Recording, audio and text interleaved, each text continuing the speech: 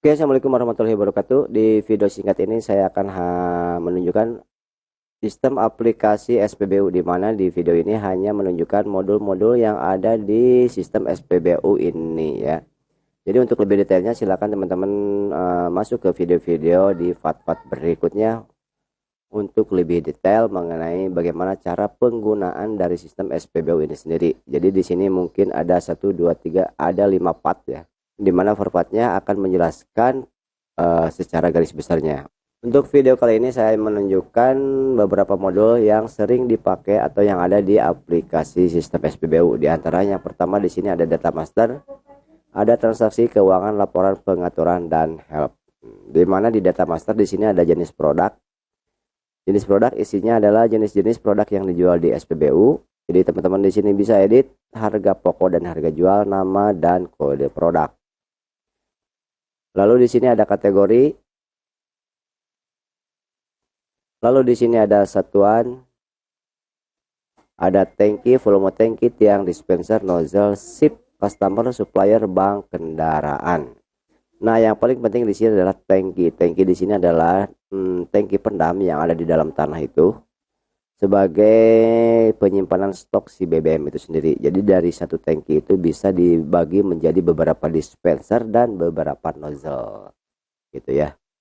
Nanti di sini bisa dilihat grafiknya ya di bagian report. Oke, itu untuk data masternya secara umum. Lanjut ke transaksi. Transaksi di sini pertama ada stok tangki. Selanjutnya di sini ada transaksi. Transaksi di sini pertama ada stok tangki. Stok tangki di sini menunjukkan stok dari awal pengisian sampai saat ini atau sampai tanggal yang teman-teman pilih. Misalkan ini tanggal 5 bulan 2 2021, lalu operatornya bisa by operator ya. Misalkan admin, lalu shipnya ship 1 misalkan, lalu oke. Ini di sini stok sebelumnya, stok awal, lalu di sini pengisian. Kalau ada pengisiannya dari Pertamina, lalu ada stok akhir. Nah, stok akhirnya ini adalah stok akhir setelah ditambah pengisian. Lalu teman-teman di sini bisa lihat juga grafiknya, di mana yang kuning itu adalah premium, yang hijau solar, dan yang merah ini pertama. Bisa dicetak dan bisa diekspor ya. Lanjut di transaksi, di sini ada transaksi pembelian faktur. Nah, ini pembelian itu pembelian faktur ke Pertamina, di mana formnya ini sudah sesuai dengan juknis dari Pertamina atau petunjuk teknisnya. Lumayan banyak sekali di sini infonya, jadi formnya itu sudah sesuai. Ini pembuatan tahun 2014, jadi kemungkinan untuk tahun-tahun berikutnya ada perubahan-perubahan. Jadi sistemnya penjualannya itu di custom ya, nanti bisa simpan faktur lalu cetak dan cetak formulir bank. Jadi nanti untuk proses ke bank sama cetak fakturnya ada di bawah.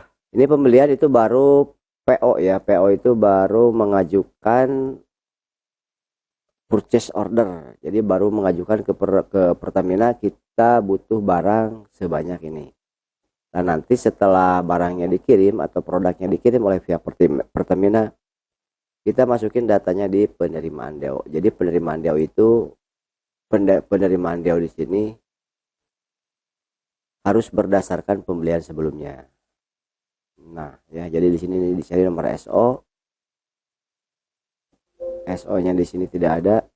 Jadi kalau sudah ada SO-nya, pilih, nanti keluar lagi produk tadi yang diinput. Baru di bawahnya dimasukin berapa yang keterima. Jadi nantinya ada pelaporan barang yang belum diterima berdasarkan faktur pembelian tadi. Begitu ya. Oke, itu pembelian dan penerimaan DO. Jadi ini pasti satu pasang. Ini pemesanannya dulu, yang penerimaan barang baru diterima. Lalu di sini ada penjualan per ship, ada penjualan voucher. Nah, ini kalau penjualan per ship adalah pergantian ship, di mana nanti setiap operator yang menggantikan ship itu harus menginput stand meter terakhir di sini ya. Dari ship sebelumnya itu stand meter akhirnya adalah ini. Dan ketika penggantian ship baru, maka ship sebelumnya itu harus input stand meter terakhir. Jadi tujuannya ini untuk menghasilkan berapa nilai yang dijual, begitu guys ya. Jadi akhir dikurangi awal itu adalah liter BBM yang dijual, dikurangi tes di sini. Biasanya kalau ada pengisian dari Pertamina suka ada tes yang dicolok kayak gitu ya, pakai besi. Nah, itu kan mengurangi, nanti di sini dimasukkan. Jadi akan mengurangi si penjualan ini. Nanti bentuk-bentuk cetaknya bisa dilihat seperti ini. Ini untuk laporan setiap pergantian shift harus dicetak ya, di print. Nanti ada paraf-paraf dari supervisor dan lain sebagainya. Formatnya seperti ini. Di sini ada penjualan voucher. Nah, kalau voucher adalah penjualan free biasanya untuk manajemen atau karyawan atau pihak-pihak tertentu. Jadi inputnya berdasarkan shift sama, terus nama customernya harus ditulis, produknya apa. Nanti ini tidak menjadi tagihannya. Jadi harganya beda. Oke. Lanjut, di sini ada posting penjualan. Nah, kalau posting penjualan sudah berhubungan dengan transaksi akunting. Jadi semua transaksi yang telah dilakukan oleh SIP itu semuanya nanti ditampung di sini. Setelah nilainya benar semuanya, piutangnya, pengeluaran, diterima, voucher dan lain-lain sudah sama semua, baru di atas ada proses pembayaran. Pembayaran dia akan langsung posting ke masing-masing jurnal.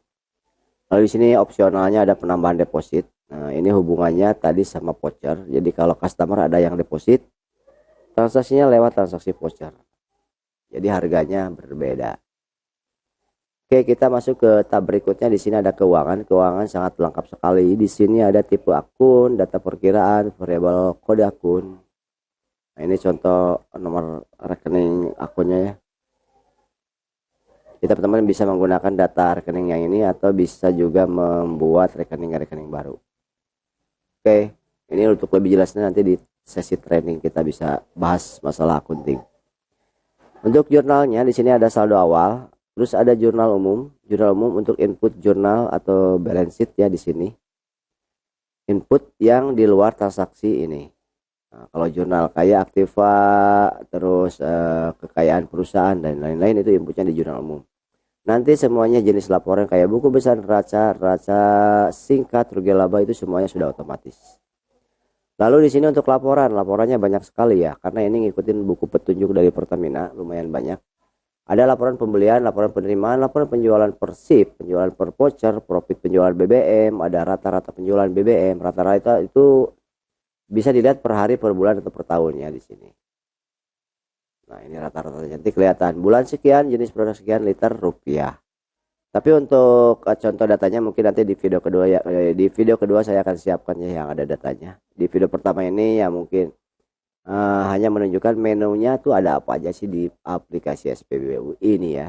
Di sini rata-rata penjualan, rekapitulasi laba rugi kotor berdasarkan colok tangki. Colok tangki itu pengetesan ya, tester sebelum diisi BBM. Biasanya ditester dulu berapa ketinggiannya, nanti bisa dihitung penguapan, terus suhunya dan lain-lain bisa dihitung di sini. Terus berdasarkan stand meter sama colok tangki itu biasanya berbeda guys ya, karena ada penguapan dan kondisi suhu juga itu berpengaruh. Terus ada laporan hutang usaha. Laporan hutang ini timbulnya dari pembelian tadi. Jadi kita ke Pertamina itu bisa hutang, bisa bayar by giro. Makanya di sini ada buku giro, buku bank dan buku kas. Nanti semua ini hubungannya ke perhitungan hutang dan piutang.